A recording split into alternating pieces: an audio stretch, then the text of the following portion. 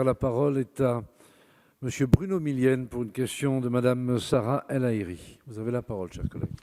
Merci, Monsieur le Président. Ma question s'adresse à Monsieur Gabriel Attal, secrétaire d'État auprès du ministre de l'Éducation nationale et de la Jeunesse. Monsieur le ministre, les chiffres tombent. 2/3 des associations sont à l'arrêt. Une étude récente parle d'une perte de recettes d'activité de près de 1,4 milliard.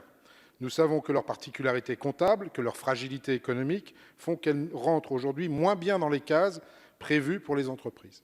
Elles sont pourtant aujourd'hui créatrices de plus de 3% de notre PIB et emploient des dizaines de milliers de salariés.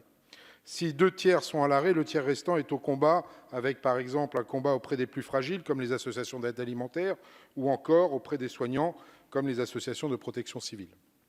Demain, les 2 autres tiers, celles qui font vivre la cohésion sociale et nationale de notre pays, reprendront leurs activités, mais elles seront en difficulté.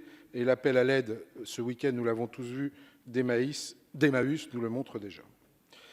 Est-ce qu'un plan de sauvetage est en cours? Est-ce que vous pouvez nous confirmer qu'à l'image de ce qui se fait dans de nombreuses collectivités, l'État, à travers ses ministères, est au rendez-vous du versement des subventions?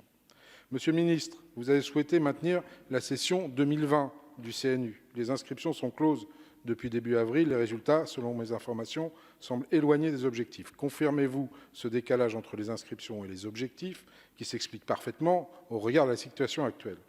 Notre collègue qui a posé cette question, Sarah El Haïry, qui est rapporteure spéciale du budget jeunesse et vie associative, se demande s'il n'y a pas des redéploiements de crédits à envisager pour aider nos associations de ce côté-là. Je vous remercie. Merci, chers collègues. La parole est à Monsieur Gabriel Attal, secrétaire d'État auprès du ministre de l'Éducation nationale et de la Jeunesse.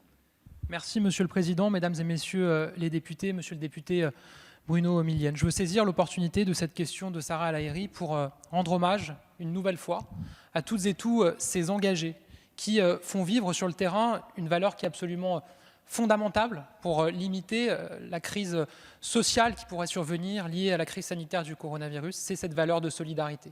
Aujourd'hui, si nous avons des points de distribution, des banques alimentaires, des restos du cœur qui ouvrent, c'est grâce à ces engagés, à ces bénévoles. Si nous avons une continuité pédagogique encore plus importante pour les élèves les plus défavorisés, c'est grâce à ces engagés, c'est grâce à ces bénévoles. Si nous avons du lien qui est fait avec ceux qui sont isolés, vulnérables, c'est aussi grâce à eux. Évidemment, nous devons soutenir les associations et c'est ce que nous faisons depuis le début de cette crise. C'est pour ça que nous avons voulu que les associations puissent rentrer dans tous les dispositifs qui ont été mis en place de droit commun pour les entreprises.